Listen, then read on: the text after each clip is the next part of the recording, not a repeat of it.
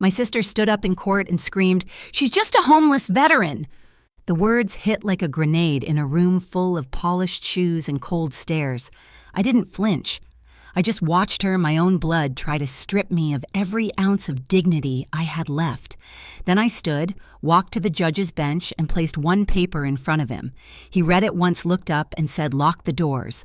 No one leaves this room." That's when everything changed. Before I tell you how it got that far, hit like and drop a comment. Where are you listening from tonight? Tell me if you've ever had to fight your own family for the truth. When I stepped out of the cab that morning, the air smelled like rain and dust, the kind that sticks to your boots and memories. 1450 Windmere Lane stood exactly where it always had, but the warmth I remembered was gone. The porch light flickered above the door, not in welcome, but like a warning. There was a new keypad on the gate, new locks, a for sale sign tilted in the yard, its corner caught in the wind. I stood there in uniform discharge papers still in my bag, 25 years of service, folded neatly inside. I thought I'd come home. Instead, my sister's voice came through the intercom, sharp, rehearsed. "You can't be here, Willow. This isn't your house anymore." For a second, I thought she was joking. I even smiled. Delilah opened the gate. "I just want to see Mom. She doesn't want to see you. None of us do." Her words sliced cleaner than any blade I'd handled in the field. I tried again, quieter this time. "I just want to talk." Delilah hesitated. Then she said the line that sealed it. "You left. You disappeared. You're not in the will." 10 minutes later, a patrol car rolled up. The younger officer checked the documents Delilah handed him.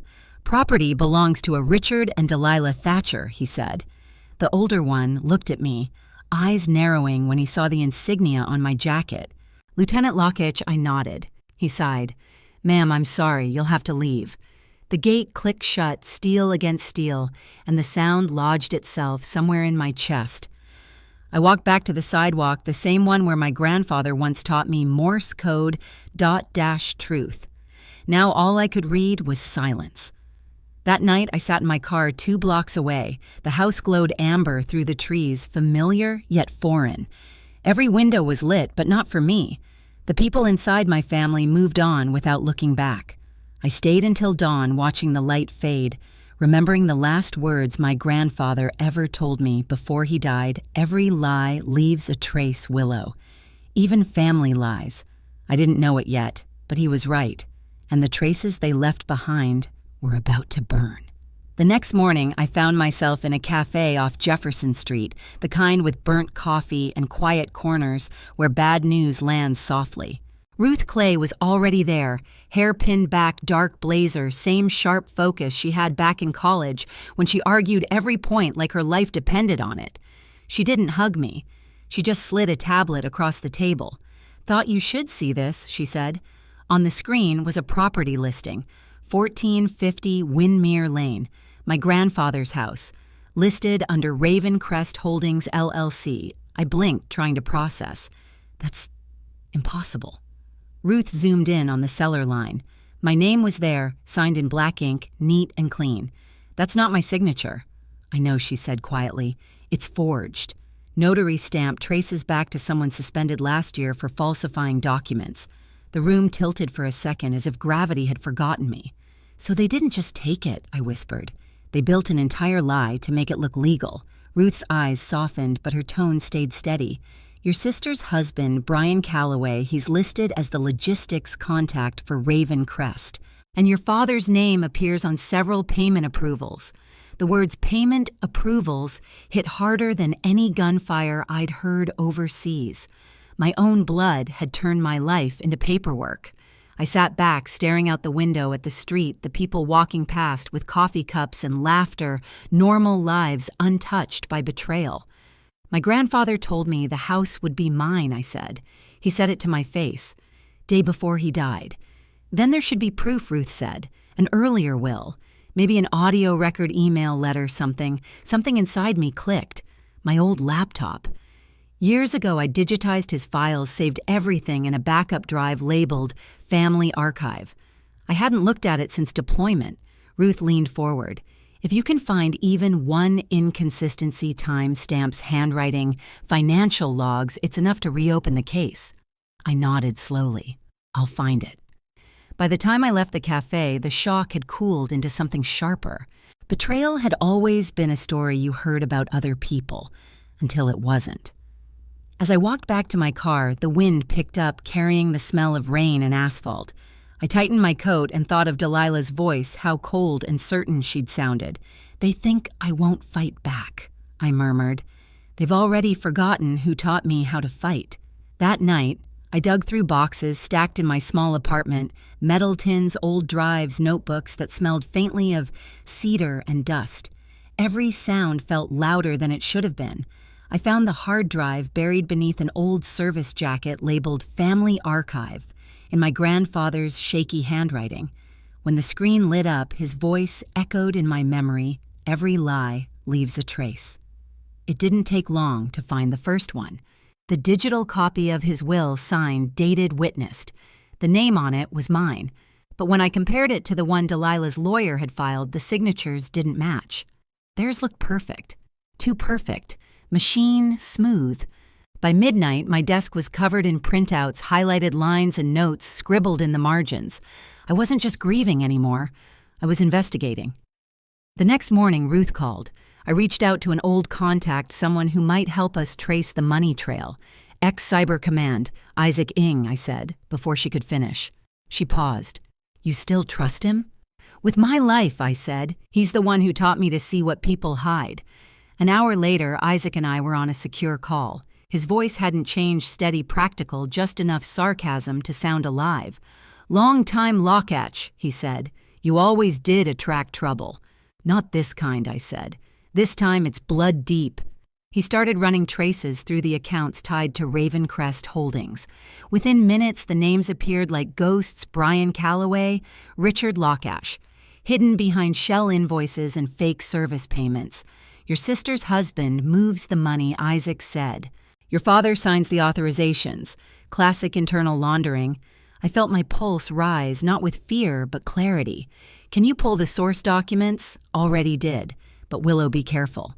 These people aren't amateurs. If they know you're digging, they already know I cut in." And I was right. That evening, my phone buzzed with a message from an unknown number. "You're playing with fire. We have your psych file." I stared at the screen, jaw tight. They wanted me unstable, discredited, erased again. But the soldier in me only heard a challenge. I turned off my phone, booted my laptop, and opened a secure channel to Ruth and Isaac. "We start tonight," I said. "Everything they've forged we'll undo line by line." As the three of us worked, I saw the pattern emerge: falsified property transfers, hidden payments, altered notarizations. Every lie was time-stamped, every deceit traceable. By sunrise, I held the one document that could end them all: the original deed, digitally verified with my grandfather's recorded statement attached. I looked at it for a long time, then slipped it into a folder. "This is it," I whispered. "One paper. That's all it takes." The courtroom was colder than I expected. Maybe it was the marble, maybe the silence, the kind that presses against your skin until you can feel your pulse in your throat. I sat, straight, hands clasped the creases of my uniform, sharp as a blade. 25 years of service had taught me how to stand tall when the world tried to shrink me. Across the aisle sat the people who shared my blood. My father, Richard Crisp, in a navy suit, pretending not to see me. My sister Delilah, all pearl earrings and perfect posture. And Brian, her husband, scrolling on his phone like he was bored by justice. When the bailiff called my name, I rose. The title still sounded strange when someone else said it: Lieutenant Colonel Willow Lockach, Plaintiff. For a moment, I caught my father's eyes. They were calm, too calm, the kind of calm that comes from thinking you've already won. The proceedings began. The prosecutor laid out the evidence we'd spent months building: altered payments, falsified documents, notarizations under a suspended license. Ruth sat beside me, flipping through her notes, her movements methodical. She didn't speak much, she didn't have to. The truth was heavy enough to do the talking. But the defense came armed with venom. Their lawyer painted me as unstable, a soldier, haunted by deployment, unfit to manage property, incapable of distinguishing loyalty from paranoia. They called me erratic, bitter, a woman who can't move on. And then Delilah stood up. "She's just a homeless veteran," she shouted, voice cracking through the courtroom. The words hit like shrapnel echoing off the walls. The judge banged his gavel, calling for order, but the damage was done. Every whisper, every pair of eyes turned toward me. I didn't speak. I didn't even blink. I let her finish digging her own grave. When the silence returned, I rose. "Your Honor," I said quietly, "may I approach?" He hesitated, then nodded. I walked to the bench, heels clicking against the floor. Every step felt deliberate, final. When I reached him, I laid a single folder on his desk. "One document," I said, "from the original estate registry, verified by federal audit." He opened it, scanned the pages, then looked up. His expression changed, first confusion, then recognition, then something closer to disbelief. He tapped his gavel once. "Lock the doors," he said. "No one leaves this room." The entire courtroom froze. The bailiff moved to the doors, sealing them shut. Delilah's jaw slackened. Brian looked up from his phone, color draining from his face. My father sat perfectly still, the mask cracking in slow motion. The judge spoke again, voice firm. "These documents show a forged deed, falsified transfer payments, and unauthorized use of a military ID. The signatures on file do not match verified exemplars, and the authorization trail leads directly to you, Mr. Lockach." My father didn't deny it. He simply exhaled and turned his face away. Mom, seated behind them, trembled. Her hand covered her mouth, her eyes wet. Delilah's lips parted, but no sound came. The same voice that had once called me a homeless veteran now could barely breathe. Ruth stood beside me, calm, collected, the kind of presence you only notice when you realize she's the one holding the room steady. "Your Honor," she said, "we have corroborating evidence of interstate financial fraud and coercion, all verified through federal channels." The judge nodded slowly. "So noted. The court will recess briefly for verification." He left. The air didn't move. No one spoke. My father's attorney leaned over, whispering urgently, but Richard just stared ahead. Finally, he turned his head toward me. "You didn't have to do this," he said softly. "Family stays quiet." "Family doesn't steal," I replied. Delilah broke, then tears sliding through the makeup she'd spent hours perfecting. "It was Dad's idea. He said you wouldn't care. You were gone. You had your career." I didn't answer. I'd already given her too much air to breathe. When the judge returned, his tone was clipped, precise, merciless. "This court finds sufficient evidence of fraud, forgery, and willful misrepresentation. The estate at 1450 Windmere Lane will be restored to the rightful heir pending criminal charges for the defendants." He looked at me. "Lieutenant Lockach, do you wish to address the court before sentencing?" I hesitated. Every version of anger I'd swallowed over the past year rose in my chest. But when I finally spoke, my voice was calm. "I spent my life fighting enemies I never saw," I said. "People I was told to fear. But the real war started the day my own family tried to erase me. I'm not here for revenge. I'm here for truth." Silence. The judge nodded, once eyes steady. "Then justice will follow." He turned to the defendants. Delilah Thatcher, 6 years. Brian Calloway, 8. Richard Lockach, 10. No parole. The gavel fell. No one moved. I watched my father's shoulders slump. My sister's face drain of color, my mother cover her eyes. The sound of cuffs clicking was soft, almost merciful. When they led them out, Delilah looked back one last time, her mouth trembling. I didn't meet her eyes. As the courtroom emptied, one veteran in the audience, a stranger, maybe 70, stood up, nodding once in my direction. "We don't stay erased," he said quietly. I nodded back. Outside, the wind was sharp, but it didn't sting. I walked down the courthouse steps, folder in hand, the paper that had cost me everything but given me back my name. They called me a homeless veteran, but you can't lose your home when it's built on truth. The news spread fast, faster than I expected. By the next morning, local headlines read, "Veteran exposes family fraud in courtroom showdown." I didn't read the full articles. I didn't need to. The verdict spoke louder than any interview ever could. Delilah was sentenced to 6 years for document forgery and obstruction. Brian got 8 for laundering through fake logistics accounts. My father, Willow Lockach, the man who taught me how to salute before I could spell my own name, was handed 10 years for orchestrating the scheme. No parole. Mom didn't speak during sentencing. When I saw her outside the courtroom, she was smaller somehow, shoulders hunched beneath a pale coat. She reached for me, then stopped halfway, her hand trembling in the air. I didn't know she whispered. I looked at her hand, then at her eyes. Maybe not. But you didn't want to know either. I didn't raise my voice. I didn't need to. Some truths don't need volume, they only need light. A week later, I visited 1450 Windmere Lane one last time. The front gate hung open now, police tape fluttering in the wind. The hydrangeas my grandmother planted had somehow survived, pushing through dirt that had been trampled by greed. I knelt beside them, brushing soil from the petals. "I kept your promise, Grandpa," I murmured. Every lie left a trace. I just followed them home. I didn't reclaim the house. I donated it to a veterans foundation that helps soldiers rebuild their lives.